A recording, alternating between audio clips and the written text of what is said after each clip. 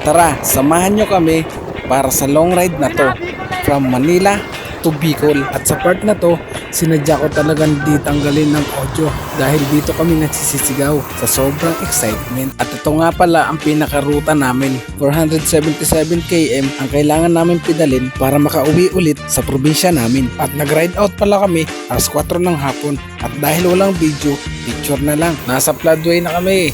At dyan nga, napakaluwag pa ng daan at kasama talaga namin yan sa plano. At heto na nga, nasa C6 na kami at mahaba-habang patag to. Ilang sandali pa nga dumilim na at inabutan na kami ng gabi. Alas 7 ng gabi, nasa Binyan, Laguna na kami at sa kasamaang palad, umaambon pa nga. At pagkatapos ng ambon, 8:02 PM, nasa SM Calamba na kami. Hindi na talaga kami nagbibideo ng mahaba kasi ang focus talaga namin, 2 araw lang kukunin ang long ride na to. At ayun na nga, 9:31 PM, nasa SM Santo Tomas, Batangas na tayo. At hanggang dyan nga, nasa momentum pa kami kaya tuloy-tuloy ang padjak namin. 11:09 PM, nasa SM San Pablo na kami. At dahil malapit na mag alas 12, sobrang dilim na talaga kahit marami sasakyan ang dumadaan. Pero ganun pa man, may mga ilaw naman kaming dala, nakareserba. At sa wakas, pagkalipas ng 8 oras naming pagpapadyak, 12:20 ng madaling araw, ay narating namin ang arko ng Quezon Province. Puminto kami at nagpicture-picture muna para may remembrance sa arko ng Quezon Province.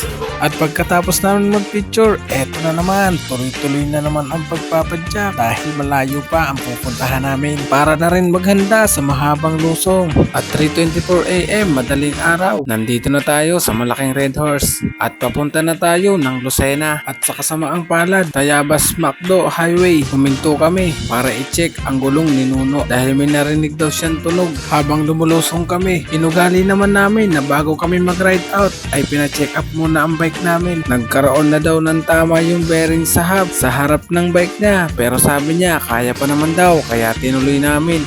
Ayun na nga, 4:02 AM, Lucena na kami. Lusong ang binabanatan na naman namin ngayon. At ilang padyak pa nga, nasa pagbilaw na. Onting-onti na lang, malapit na magbitukang manok. At sa mga oras na yan, tinamaan na kami ng antok. Kaya tumabi muna kami para mag-iglip ng sandali. So wakas, at pagputok ng araw, 5:59 AM, nasa Atimonan na tayo. Paakyat na tayo ng bitukang manok. Grabe naman, umagang-umaga, almusal, ahon na agad. At dito na nagsisimula ang ahon ng Atimonan. Hindi na namin gaano na videohan dahil pagod na talaga kami at para makapag-focus na rin kami sa pag-ahon at para na rin makapagpahinga pagkatapos umahon. At doon na rin namin intayin yung isa naming kasama na si Tito Bor. At sa mga oras na to, ayan si Tito Bor, nakaahon na kami ni Nuno. Inaantay na namin siya sa taas. Grabe yung Atimonan, ang ganda ng view. Sulit na sulit yung pagod. At ito nga pala yung sikat na tinatawag nilang bitukang manok. At pagdating dito kung nasan kami, agad kami nagpicture at nagpahinga ng onte. Mahabang lusong ulit ang babaybayin namin. Pero this time, kailangan mag-ingat dahil basa ang daan at maraming lumot sa gilid. Marami rin pala kami nakasabay na riders sa mga oras na yan. 7 AM, nakababa na kami. Babaybayin na namin dyan ang ruta papuntang Gumaka. At yan pala si Nuno ang taga-video namin. Ako yung naka-blue at si Tito Bor yung nakadilaw. Nagmamadali na ako dyan dahil gutom na kami para makahanap na kami ng makakainan. 8:04 AM, nasa Gumaka na kami at sa wakas, kakain na. Yan lang talaga ang inaantay ko kapag naglo-long ride, ang kumain. Dahil sa totoo lang guys, sobrang nakakagutom kapag ka nagbabike. Kaya pala ang dami namin kinain sa mga oras na yan. Ang hindi namin alam, may sorpresa palang darating. May sorpresang ahon. At heto na nga, baguan sa ko na. At ang gaganda pa ng ngiti. Abay for the go! At isa to sa mga ruta na nagpahirap sa amin, ang bypass ng Gumaka, going to Lopez. At sa mga oras na yan, parang gusto kong bumalik at dumaan na lang dun sa hindi bypass. Pero wala, hindi na kami bumalik dahil bypass to, mas inisip namin, mas mabilis tong ruta kaysa dun sa kabila. Biruin mo, yung King of the Mountain namin napatukod dahil sa matitirik na ahon. Wala naman talaga to sa ruta namin, pero nakakita kami ng sulat na bypass kaya tumuloy kami, dumire-diretso. Pero mas maganda pa rin na napadaan kami sa bypass na to. So ayun, dito kami ngayon, napadpad. Hindi ko alam kung saan to. Bypass daw sabi ni Kuya eh. Ano, bypass.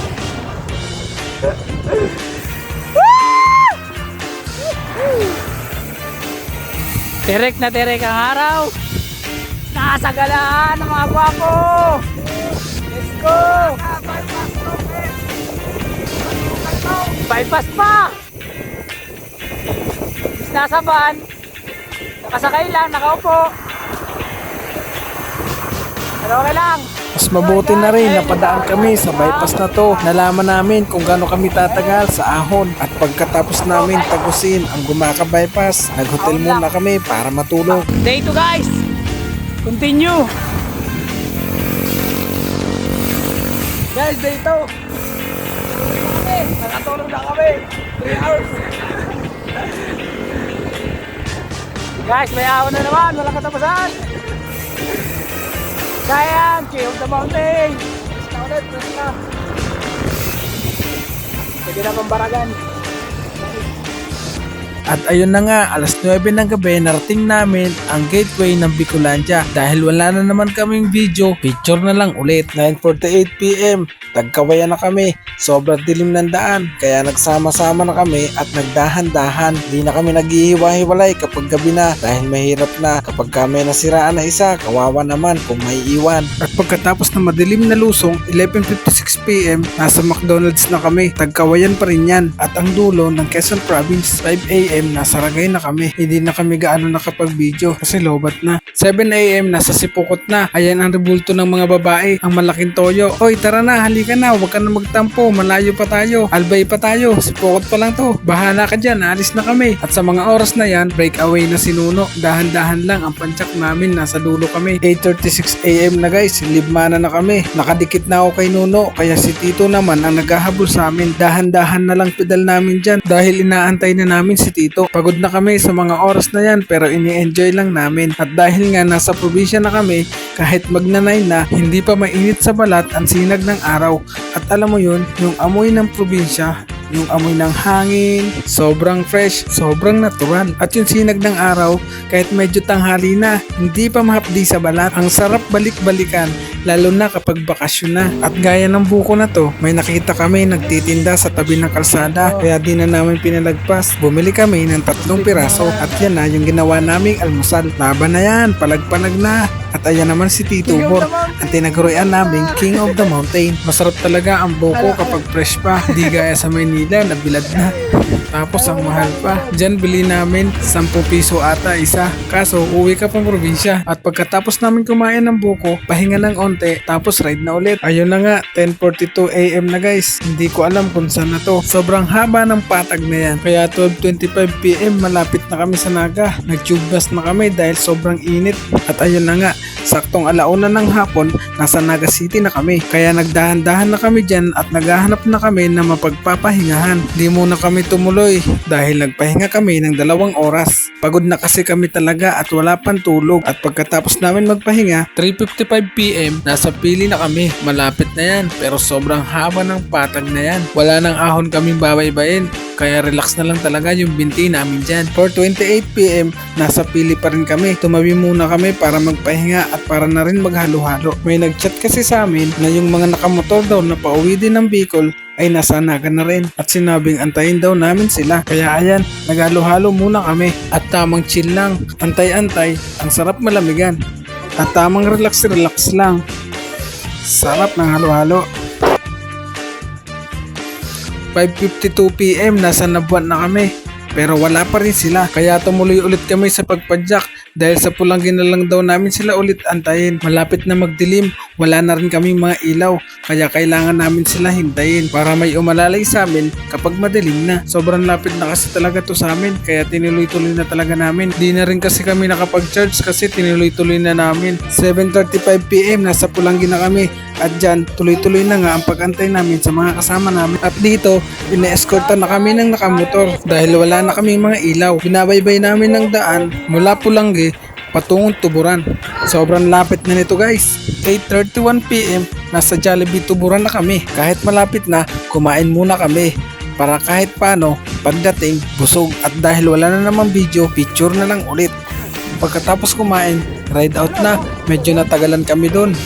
At ito, ang pinakahihintay namin ang makarating sa aming probinsya na gamit lang ang aming bike. Sulit ang pagod, puyat at pagtitiis. Sobrang solid ang ride na to.